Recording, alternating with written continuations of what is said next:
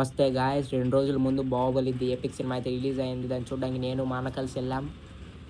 నేను సినిమా కోసం ఎక్సైట్‌మెంట్‌తో ఉంటే, మా అన్న మాత్రం సినిమాలో ఉండే హీరోయిన్స్ కోసం ఎక్సైట్‌మెంట్ అవుతా ఉన్నాడు. వెయిట్ చేస్తా ఉన్నాడు ఆత్రంతో.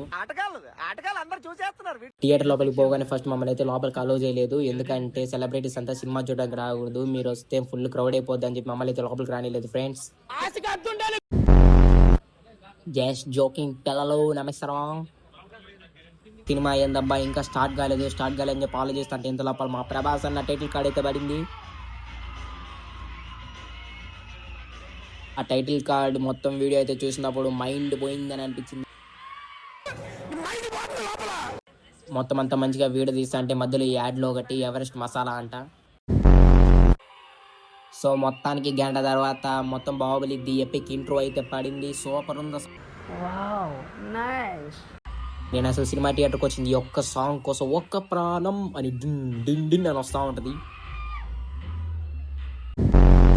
ఆ పాటలో ఊహల్లో విహరిస్తూ ఉంటే ఇంత లోపల రాజమాత అయితే వచ్చిందన్నమాట, చేతులు బిడ్డం పెట్టుకొని. అదే మన బుల్లి బాహుబలి.